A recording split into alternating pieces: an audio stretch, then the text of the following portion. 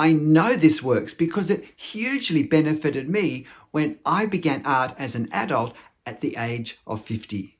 When I started painting, it was like I actually had some sort of head start. There was a smoothness, if you like, to what I was doing that I hadn't expected.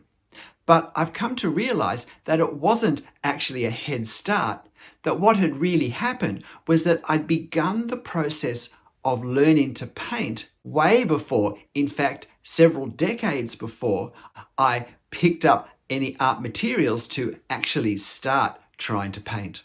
What I'd learned without realizing it was actually very real and tangible in helping me. I developed skills that I needed to develop to paint the way I was wanting to paint, even though I wasn't aware I was doing it at the time.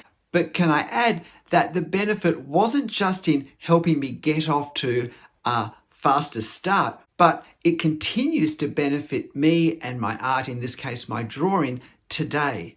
It enables me to continue to improve my art when for one reason or another I don't actually have the time or the opportunity to draw. Let me explain what I've come to realize this benefit is and how it could benefit you in your art. How it all started was I had a job that required an hour or more commute each day, early morning, late afternoon. And I would sit in bumper-to-bumper freeway traffic looking at the tree canopies of the trees on each side with the light low in the sky in the morning or in the afternoon, penetrating through the canopies and lighting up various clumps of leaves and branches in all sorts of ways and patterns. And I used to think, how would you paint this? How could I paint this? How could I capture what I'm seeing? And I would look at the trees and try and work out, even though I wasn't painting at all, how I would, trying to imagine what I'd be trying to do to capture the effect I saw. Without realizing it, I began to develop the skill of observation for painting, not just looking at something to recognize it, to be able to use it or respond to it, but to actually start to observe in a way that combines with analysis of what do I need to see if I'm going to capture this well in my painting? What are the key elements visually that I want to be aware of and want to be able to incorporate in my painting? So even without the words to describe these things, I began to look at form. I began to look at value. I began to look at color. I began to look at lighting. I began to look at edges. I began to look at mass. I began to look at textures. I began to look at all the visual elements of the subject that I dreamed of painting one day, in as much detail as the stopped traffic would allow. And all the time thinking what sort of marks that I could make with a brush and oil paint would capture the effect that I'm seeing. Because it was pretty obvious to me with these large, mostly eucalyptus trees on each side of the freeway, that I wasn't going to be able to paint the leaves. That generally I'd have to see all of the leaves together as, if you like, the one subject, the one mass, and find marks to capture that rather than thinking of individual leaves at all. And that clearly light was going to be very important in how I did this. So for 20 years before I really began to paint, I was developing my observational skills that I would use in that painting, and I was actually starting to develop an understanding of a process, a way of thinking, and a way of then translating that thinking into paint on the canvas. Even though I wasn't actually getting to put it into practice, I wasn't picking up a paintbrush, I wasn't taking the lid off a tube of paint in that time, I was still training my observation and I was developing an understanding of an art process that would help me. Now, when I finally started painting at 50, I still had to learn all the painting skills as I tackled these subjects, these wonderful trees that I'd looked at for so many years. I still had to work out how to put the oil paint on the brushes, how to mix the paints, how to get the paint on the canvas, how I would create the effects that I was wanting to create. There was a lot of trial and error and building of confidence to be able to go brighter and bolder in contrast of value than my natural starting point. I still had to put so many hours of work into developing these skills. But I didn't appreciate at this point how many skills I had developed when I still didn't have the opportunity or perhaps the confidence to start actually painting, that I had set myself up for a great start by what I've been doing. But this isn't just something that looks backwards at before I started to paint. It's just as relevant now, even though my art focus has shifted from this to the drawing that you might be familiar with. I thankfully no longer have to sit in bumper-to-bumper traffic for 2 hours every day looking at trees on the side of the road. But that habit of observing the world around me, whatever I'm doing, and imagining that as a subject continues to this day. Whatever I'm doing, wherever I'm doing it, whether it's in a beautiful spot such as this, or whether I'm walking down a street, or whether I'm sitting in a room just looking around, I continue to pursue the habit of working out what's here. How would I draw this? What marks would I use? How would I translate this onto paper? I continue to develop skills that I will use when I draw, even when I'm not drawing. So I think there are 3 main ways doing this exercise will improve our drawing or whatever art we're creating. As I've said, the first is learning to observe what we need to observe, how we need to observe for drawing rather than everyday life. I have a playlist on observation for drawing if you'd like some more thoughts on how to do this.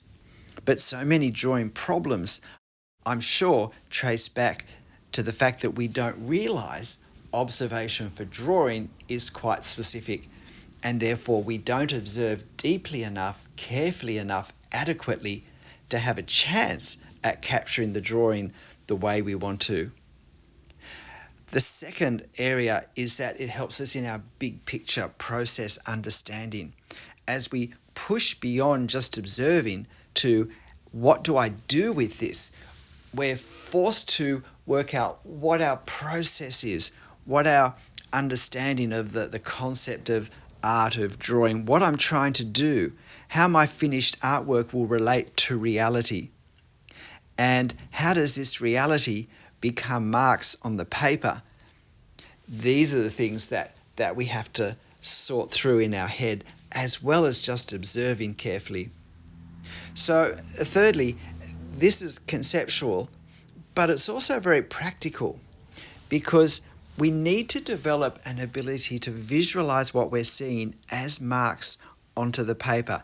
It has to become very specific if it's going to become useful in the end.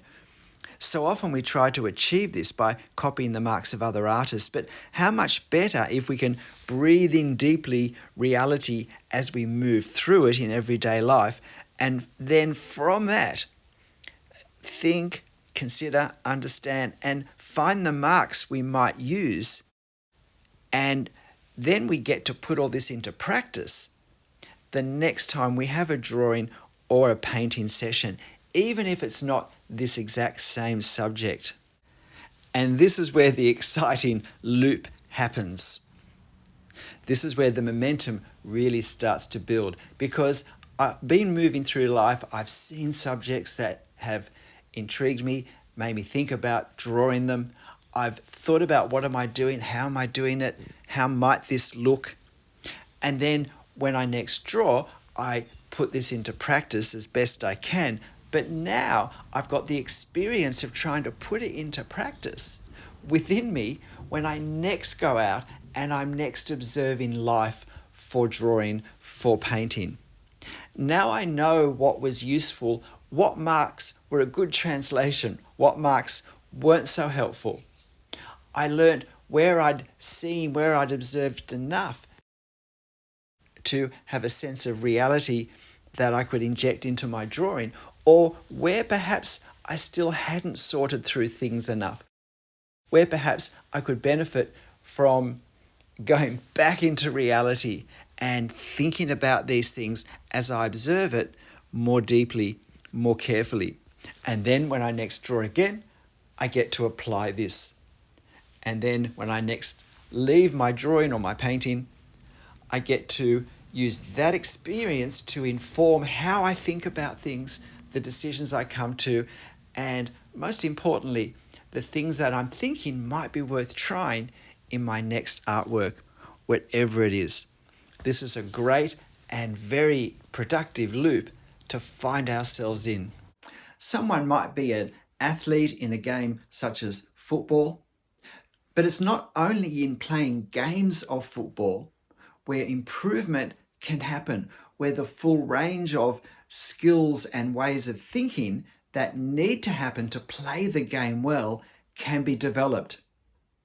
There's such a thing as training, where specific things are done, where smaller components of the game are repeated over and over again, where weaknesses can be addressed in a concentrated and therefore productive way, where things that are still a bit hesitant can start to become more confident, where they can reach the stage where they can even become intuitive and require even less conscious thought to be done as well. Now, of course, doing this won't address all the skills, won't give us practice, won't give us experience with all the things that we need to have practice and experience with in learning to draw. But it makes incredibly useful, productive use of time when we don't have time for whatever reason, or don't have the ability to produce our art. In lots of games, the athletes can't actually compete in the game if they haven't been to training during the week. The benefit is that direct. And it may well be that the problems we have when we paint, when we draw, aren't a lack of technical skills so much as a lack of thinking, a lack of understanding, a lack of observation, a lack of visualization, all things which we can do when we're not holding the brush or the pen. So the good news is we can improve our art, whatever that is, hugely, even when we're not actually doing it. G'day, I'm Stephen Travers. If this isn't something you've really thought about or tried to do, why not give it a go? But hey, in the end, whatever you do, however you do it, whatever your art is, make sure you have fun. I'll see you next time. Bye.